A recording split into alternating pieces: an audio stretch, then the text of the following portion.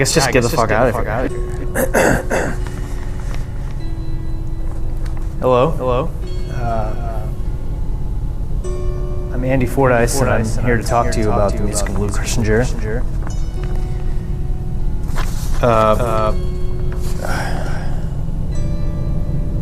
28-year-old Lou Chrisinger is a post-musician, non-artist, an avant videographer, and an anti-writer.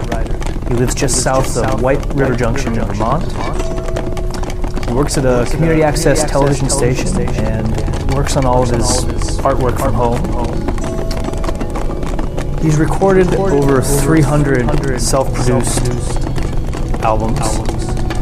These albums range anywhere in length from one short single track to full 80-minute CDR length. This number, 300, is exclusive in any collaboration. Him and I have collaborated on a number of projects under the monikers Color and Block,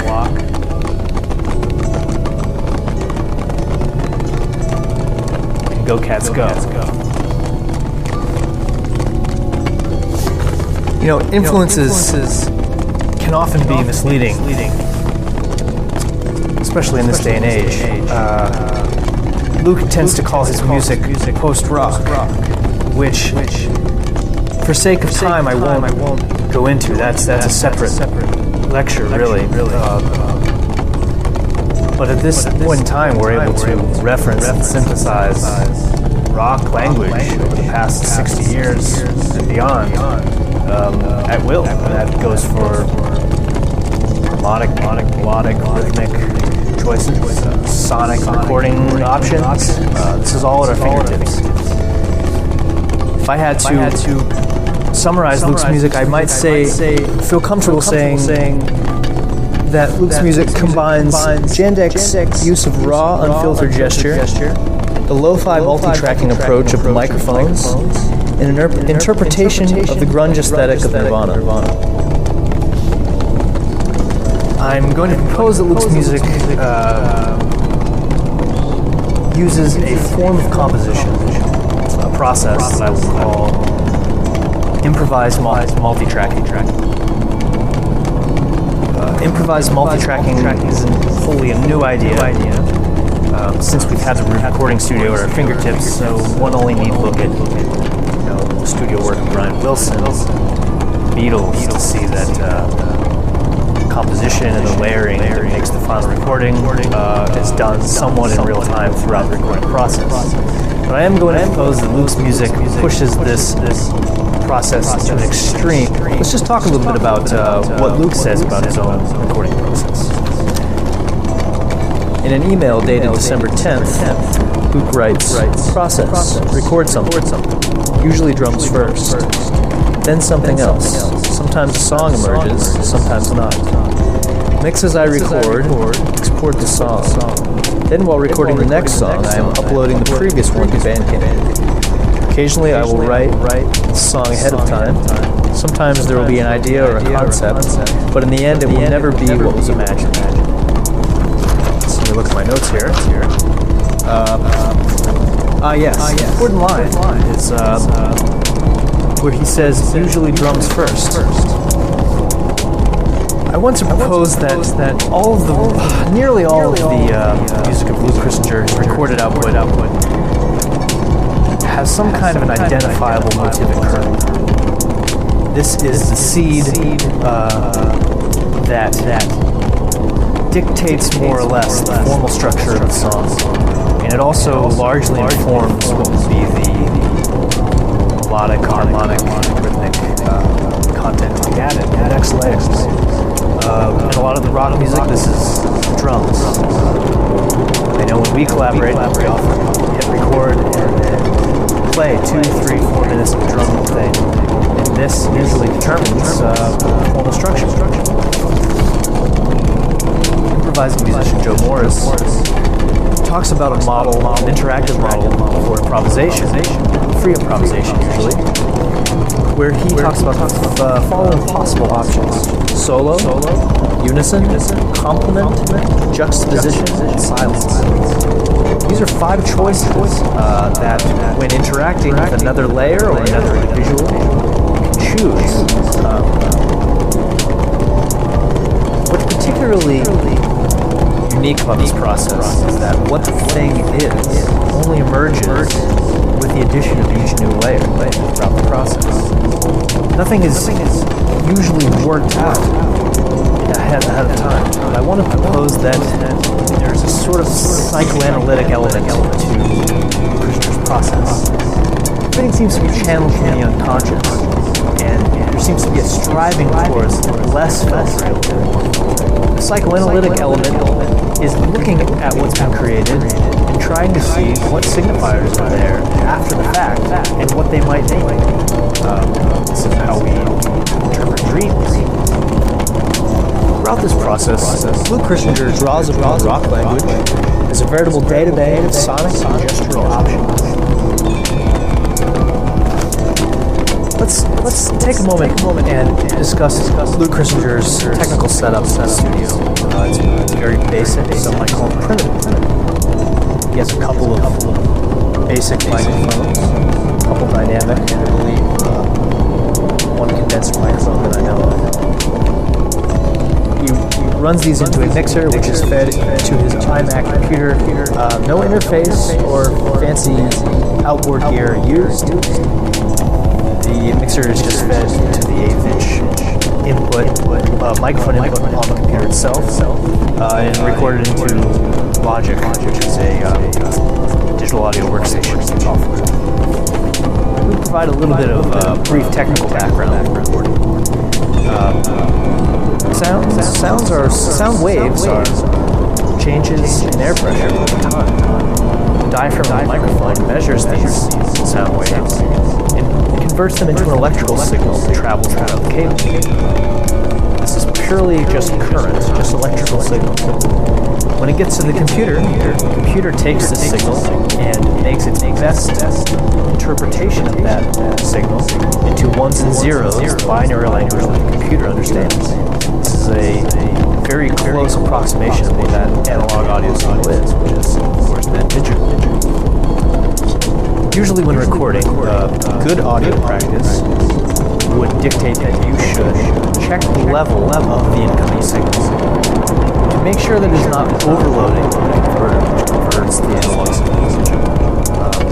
This is usually called clipping. It causes a kind of distortion, which is usually sound injection. Sometimes clipping can be sought after, especially in the analog domain, tape machines and tubes. It can be a certain kind of warm, saturated sound within a controlled way that can be pleasurable. But it's generally thought of that digital distortion, digital clipping. It's very unpleasant. However, Lou Chrisinger tends to use distortion and clipping of his digital converter computer to create an effect. This is pretty much always done to varying degrees and provides much of the sonic character of the music itself. This also allows him to record very quickly because he does not take the time to ensure that the levels are set. He just sets them up and turns them up so they should be not soft, and then begins recording. So this adds a distorted element on the drums, guitars. Sometimes he doesn't even use guitar pedals for distortion, but just turns the gain up on the mixer enough where it's just absolutely clipping as hard as possible. This creates some distortion. It's somewhat like distortion. But in general, from 50 years ago to now, or even 20 years ago now, we've seen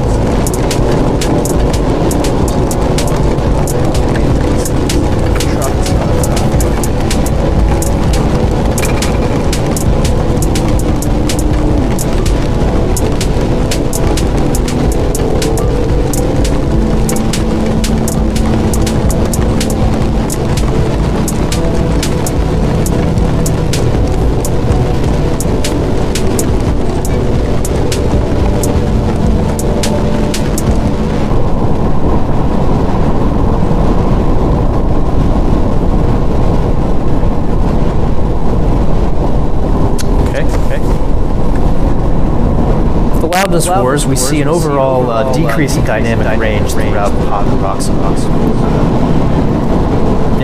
This decrease has happened over the last 50 years, even over the last 20 years, even over the last 10, 15, you'll notice huge squishing of dynamic range. Bearing all this in mind, let's consider a few examples.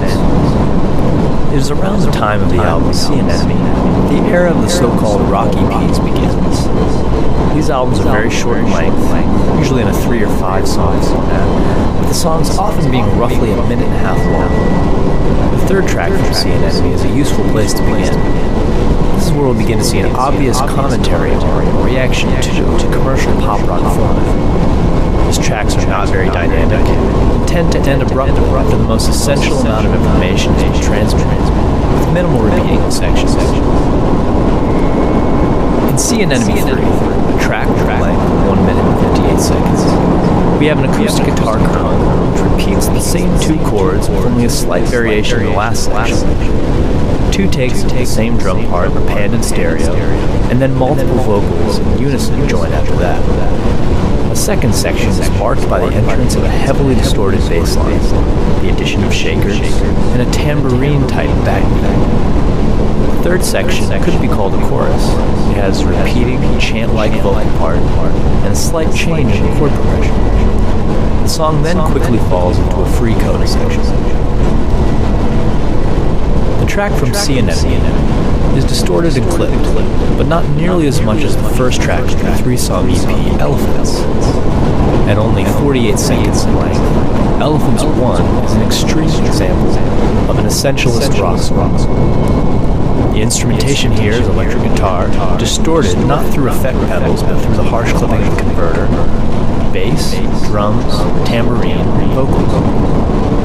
The song is in an ABA form and begins and ends without any kind of intro or outro. The melody is derived from the primary motive from C to D and is elaborated in the B section. In these very short EPs, the songs are barely complete thoughts, where the meaning is derived from the relation to the whole, and the whole's meaning is derived from the substance of its parts. The EP Ouroboros has to me the most extreme case of distortion and perceived loudness in all of Luke Chrisinger's albums. It is distorted to the point where specific instrumentation is nearly indistinguishable, and all we are left with is pure gesture. At 40 seconds in length, Ouroboros 2 is a particularly illuminating example. On the spectrograph, you can see that nearly the entire frequency range is saturated. The song is a good example of what Guy Capuzzo calls sectional tonality and sectional centricity in rock music. In both the guitar and vocal part, the first section of this A-B-A-B form is centered on B-flat, with a jump a fourth above to E-flat. The second section jumps down a fourth from B-flat to G-flat, leaving any real assurance of an absolute tonic aside. Depending on the section, or one of its brief transitional moments, the tonic could almost feel like any of these pitches. Gesturally, the A section consists of call and response between the B-flat and the guitar and vocal, and fills all the drum sounds. We can hear the distorted drum punctuations in the A section represented on the spectrograph. When the cymbals burst through the mix, we see that all registers are excited as cymbals have particularly bright and complex spectral information. The B section of the song shows an attempt at a chord progression, but then falls apart after one iteration, interrupted by palm-muted chugs on the guitar over a basic backbeat. The song returns to the A section, much like before, and then presents a more complete and final statement in B, chorus. This type of song not only comments on the commercial tendency to want to sell us an idea in the shortest duration of time, and with only the most essential information, but it also carries out the evolution of distortion in rock music to an extreme degree. From Howlin' Wolf to Jimi Hendrix to Kurt Cobain and beyond, there seems to be this need, especially with the electric guitar, to want to distort it and bring out the most saturated quality possible. Through these examples, we have a small window into the massive, continuously ongoing musical output of Luke Chrisinger. His work is developed through a number of eras over the roughly 10-year span of its existence, and these selections are just a particular cross-section representative of the most rock-like of his offerings. While while somewhat broad in its scope, my hope is that this analysis might serve as a springboard for those who wish to examine more contemporary rock musicians. Musicians whose process lies somewhere in the space between composition and improvisation, and in an era where production tools are increasingly at our fingertips.